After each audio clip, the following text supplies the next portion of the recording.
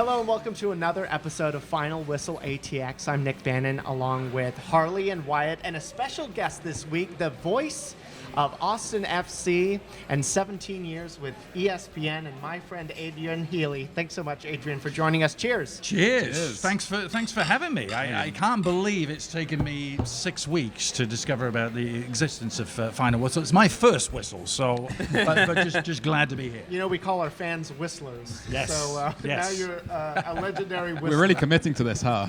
No turning back now. So thanks for being here. We know you've got a busy work schedule with games just about every weekend, and good to have you. Yes, fantastic to be here, and you guys are doing stellar work. You're sporting the verde and black, which I love to see. Little Barcelona as well from red and blue as well. Retro Barcelona, though. That's a nice one. Gotta like that. Yeah. You're hiding your Man United colours Yeah, under it's the like shirt. Superman. So I guess I'll get us started with Austin FC, and I'll just let you take this any direction you want. But the first 7 games, what a roller coaster it's been. We've been on some winning streaks, on some losing streaks. We've scored a lot, and then we have some games where we didn't score at all. So I'll let you take it whatever direction you want. But what's kind of been your takeaway of the first 7 games? You know, who have you been impressed with? Who have you been, who have you expected more from? Just your general takeaway from the first 7 games. It has been a really interesting process, isn't it? Because I think where we're at is not where many people would have predicted us being at after 7 games. I think perhaps the feeling coming out of preseason was we were going to score plenty of goals, and perhaps the defense was a little bit of a question. And in actual fact, the exact opposite is true. Our defense has been way above where we thought they might be. And the attack, I think, is going through what many new expansion teams go through. And they're just struggling to click, struggling to gel. They're still putting all the pieces in place. There's been many impressive individual performances. I would single out 2 men right now who've really exceeded expectations. Jared Stroud, perhaps the one attacking force on the team that has been superb. No one even thought he might be a starter on the right-hand side. That's Harley's favorite player. Yeah, he's been terrific, a real dynamo. And then Brad Stuver, wasn't even a nailed-on starter, and he has kind of really stepped up to the plate. And he just loves the fact that he is finally a starter after 7 or 8 years in the league not being a starter. He has just grabbed it literally with both hands. So I'm fairly encouraged by where we are. I mean, 7 points from 7 games is a pretty good haul on the road. It's not terrific, but it's not disastrous either. It could have been a lot worse. So I think if you average a point a road on the game, you are just fine, particularly as a new team. Adrian, you're someone who's watched an awful lot of MLS over the years. What do you think that this team is missing right now, or where can this team take a step up? And I'm thinking there's 2 designated players on the roster right now. Maybe it's adding a third, and I'm interested to hear in what position you think that might be. But in general, this is a team that started off pretty well for an expansion team. Where do you think that the step up would come from? Well, I think we've heard Coach Josh Wolf say it himself, haven't we? We wanted to see where we were going to be at after 7 or 8 games, and I'm sure in his mind, it's his old position that's the one that is still providing the most question marks. The number 9, that's been the biggest disappointment, and it was perhaps the biggest gamble they took coming in terms of building this initial squad. It was where they looked the lightest, and I think that has borne out. So, to my mind, in July and the January transfer window, that is priority number 1. I wouldn't be at all surprised to see them go out and get 2 new designated players. They do have the wiggle room. They can move Tomas Pochettino down and buy his salary down. He's just above the max salary at the moment, so they can easily make that move and actually bring 2 in, and I think they will. And I think they're going to come from Liga MX, and we're going to see a striker and some sort of attacking midfielder number 10 added. So reinforcements coming next month, you think? I would think so. Well, certainly by the end of that window, and it's a short window. It's July 7th to August the 5th, I believe, so somewhere in that time. Reyna's done a great job, too, putting this team together, leaving us the flexibility to be able to do this in July. I think that was a part of the plan the whole time. It was always part of the plan. You can never, as an expansion team, be the finished article right off the bat. Yeah.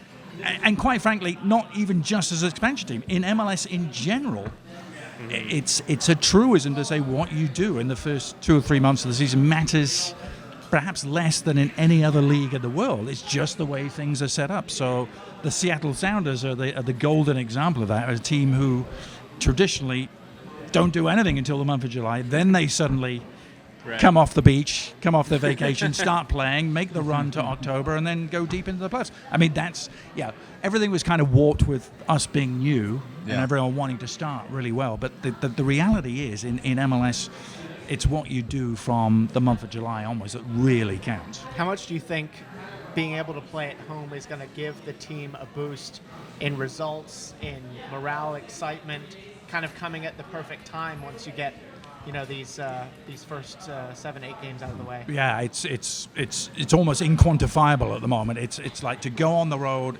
It's hard enough as it is in this league. To do it in consecutive weeks makes it even harder, makes it even more of a grind. They've been playing this entire time without, save for the 200 or 300 fans who've been brilliant traveling with the team to some places. Other than those hardy souls, especially in Denver, we had a nice turnout in Denver. And I was there in Nashville too. Great support, but it's still, you're on enemy territory. It takes a toll to finally be at home and to be, in a way, psychologically, the team who are kind of, taking the gauntlet and throwing it down, and now teams are going to be sitting back. It's going to change everything. But it raises mind. Expectations. It does. Too. They've got to do better. Absolutely, and the pressure level goes up, and there'll be a lot of pressure on them to win the home opener against a team that on paper looked very beatable in San Jose. So it does raise the expectation. But I can tell you, those players are just, A, they love the stadium. They absolutely can't wait to play there, and B, to have that fan base, Los Verdes and the Austin Anthem and La Murga banging the drums behind them, and they just haven't had that yet. And that really counts for a lot. Even in Colorado, you heard the players saying what a difference that those fans made in them turning that game around in the second half. So that times 10 or 100 at home, it's going to be, the difference is going to be remarkable. I've heard, Adrian, that it's a really good group of guys. What I've been hearing from my sparrows, and yes, I have sparrows, is that behind the scenes there's no drama. This is like, you bring a group of 20-something men together, and you might expect egos, especially with athletes, right? Yeah.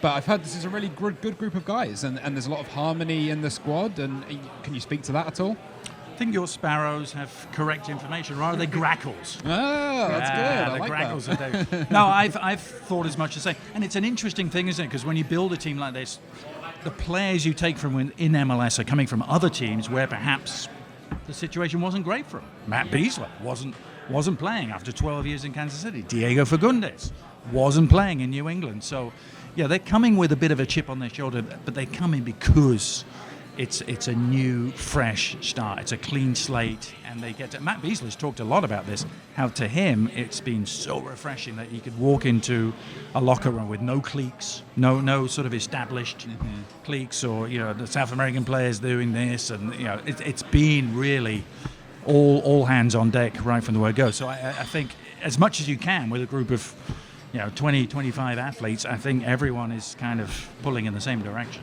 I think Nick brought up a really good point a few weeks ago about the crowds, too, because we had our first 8 games on the road with one more, but a lot of the times they couldn't have full stadiums yet. But once we start to come home, we have a full stadium. Yeah. So we had those 8 games on the road, but they weren't 100% true road games because it wasn't the dynamic experience you might regularly get. But they're going to get it when they come home. Yeah. So they're really getting the benefit, and they're not getting hurt as much as they would have starting 8 games on the road without a pandemic. Yeah, true. But the crowds have generally escalated as time has gone on. I was there in Nashville, and that was essentially full from a soccer capacity. Not a bad crowd in Seattle. So they've been to some testing places. I can't like all of you. I can't wait to see them try and translate that into a different dynamic. Right. What got you to this position to be the commentator, the lead voice of Austin FC? It's a question we've all been wondering. You have one of my dream jobs, Adrian. A lot of persistent. Probably all 4 of us here. Yeah. A lot of persistent phone calls. Right place at the right time. No, seriously. I mean, I was lucky enough to do a dream job for many years for ESPN and got to cover this league for many years. But I always kind of thought I would like to go back to working for a club. And I had started my career in this country working for a club in New England Revolution when the league first started. And in the late 90s. So it was almost coming around full circle. All I knew is it would take a very special situation. When Austin came into being first as a concept, and then they started I was watching very closely as they hired first Josh Wolf, and then when they hired Claudio Reyna, that was almost like the tipping point for me. I'm Right. like, that's a special city. And for him to leave New York. They are making the right moves. Yes, absolutely. I mean, that was a major get. At that point, I started to seriously consider Austin, and I just started making phone calls, came down here. I had been to the city only once before, and that was in the mid-90s for a South by Southwest, but loved it back then. So just kind of pursued it through all the weirdness of the pandemic. Wasn't even sure if it was going to happen, but it was clear that they weren't deviating in their path at all last year. So in the end, it was actually quite an easy decision. Kind of worked for me sort of personally, time-wise, as well in my life, with my kids having gone to college, and it just, we were looking for something, the next step and the next chapter, and this was absolutely perfect. When I was a kid, I used to commentate on football highlights and goals, soccer highlights and goals. Did Sorry, you? Wyatt. Did you get a little mic out? And that's how I started. I mean, literally just doing it for myself. I'm sure there are home videos that my mum and dad can dig up. I'm sure they can do it. Adrian, do you ever use your commentator voice to narrate mundane things that happen around the house? Like doing the dishes or vacuuming the holes. Look at that scrubbing. That is remarkable. Occasionally. Sometimes I have to stop commentating, just talking about random stuff. Oh my God, look at that. No, so it's, I do have to be reminded sometimes, nudged. Hey, you're commentating. So. I would totally be celebrating like a great breakfast, like a goal, for sure, if I had your breakfast. voice. Those beans are just remarkable. That's exactly what I wanted to hear. Thank you. All four of us here at this table are relatively new to Austin, and I wanted to ask you about that, but you said something I thought was even more interesting, that you started when the MLS first started. Yeah. And to be here now with all the excitement around Austin FC, what was that like when you first got started? I mean, how much has changed? When you first got started in New England, it's a league nobody really knew about, and now to be here in Austin starting a new team, what's that been like? It's not even the same league. It really isn't. I mean, it's 25 years. I mean, the league kind of started on a wave of optimism because it was right after the World Cup had been here in '94, and then the league started. Those first years, the crowds were great, and then reality hit, and it was just when coverage of the Premier League was really starting to take off. So the timing was kind of bad for the start of the league because the standard wasn't great, and everyone was starting to watch the game from around the world at the same time. So the league kind of suffered in the late 90s. It was really, I've got to say, it was really the signing of David Beckham, not to stroke the Man United ego there, but it was really the signing of David Beckham that started to turn this Kind of added the thing cool around. factor to it? Well, it added the cool factor. It added the just putting it on the world marketplace factor as well. The fact that he was going to come here somewhat in his prime made a bunch of other players sit up and take notice, and that started turning the tide. So, yeah, You can see MLS continuing to grow.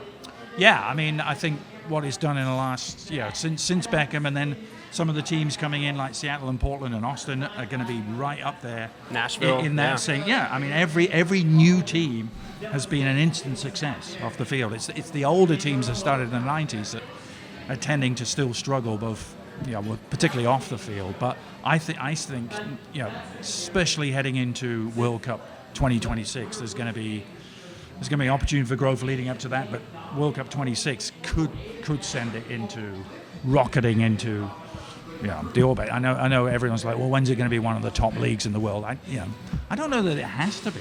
I really don't, but it can be. I think the best comparison would be Liga MX. I think would be the best comparison for what the MLS would be if at its best. Maybe, I don't know. Yeah, and you bring up a good point, because I always say that's the league we should be measuring ourselves against, that and the South American leagues, rather than Europe, because this is where we're at. This is our hemisphere. It's like North and South American, Central American football is what we should be measuring ourselves against. Yeah. The Premier League's the Premier League. That's never going to be. It's never going to be cool. It's always going to be the NFL. So. Yeah. Should we talk about Sporting KC? Yes. On Saturday? First team that we're playing for a second time as Austin FC. Kind of a weird game last time. To bring your memory back, Austin FC went 1-0 up pretty early through John Gallagher. Yeah. Then Alex Ring got sent off through the second half, and there was 2 late goals, a couple of gut punches, and Sporting KC took that game 2-1. Adrian, what do you think you're going to see from Austin FC after the international break? Yeah, it's interesting how you bring up that game, because I think that game, if you ask the players and the coaches, that game's the one they feel that they really left points on the table. You know, the other defeats, perhaps they deserved it. That one they felt they should have had at least a point and perhaps more. And I think it's going to be very interesting to see how they, you know, as you say, play the same opponent for a second time and what lessons they can take from it. It sounds like two of Sporting Kansas City's best players will not be available. Alan Pulido still with Mexico. Gadi Kinder, who scored the game winner late on for them, is playing for Israel midweek, so his availability is uncertain. So I think Austin is stretched too, but I think this is having had a week's break and a chance to reset. They know the end of the road is in sight. I think this is going to be really interesting to see, to compare the two games from early May and then a month later. I fancy them to get something. Does Ring have a point to prove? Revenge game for Ring. Yeah, he may be staying away from Ilya Sanchez. Actually, I found out that two of them actually have a bit of a history together, which kind of led to perhaps they played each other in the second Bundesliga like 7 or 8 years ago and had some run-ins at that time, and then they met again in New York and Sporting Kansas City Day. So I think he'll be staying away from Ilya. I thought it was a little unfair. He got asked whether it was his fault that they lost that game, and I didn't really see it that way. I think he made a challenge which was maybe rash, but it's the sort of challenge you like to see him make. He tried to steal the ball, and it wasn't only his fault. There was some. Josh Wolf would hold his hand up and say, I made some coaching decisions that perhaps I shouldn't have done following that red card. So I think that was a big learning night for them, and I think the 2 weeks that followed were their worst 2 games of the season. I think it took them a while to recover from that. Right. Now they've got that point in Seattle and had this break. I'm really intrigued to see what they can do in Kansas City. It's going to be interesting for sure. And that game is on the CW Austin. That's going to be Saturday at 2 p.m. We're going to be hearing you all afternoon, Adrian. Can't wait. Sure, you've heard enough of me already. Just doing this. That is Sporting KC versus Austin FC on the CW. Yeah, and that's going to be a really big game, because if we win that, come in on a winning streak, we have a winnable game against San Jose. This could be a nice start to I guess you could say the B part of our season, because we're not even in the second half yet, but just I guess the B part of our season. Yeah. But I want to thank you again for joining the show today. It's been awesome. Cheers to all. Cheers, Adrian. Cheers. I am so glad to have finally made the final whistle, the first whistle. Whistler the final Nation whistle. will be pleased. Whistler Nation, we salute you. And I'm not very good at the plug, but here we go. You can find us on kxan.com. We're also on Instagram, and we want your Twitter questions. #Final Whistle ATX. Have I missed anything? I think that's it, and we'll see you next week. Make sure you ask us the questions, and we'll answer. And next time we see you, we'll have a result from this week. So until next time, cheers. Cheers.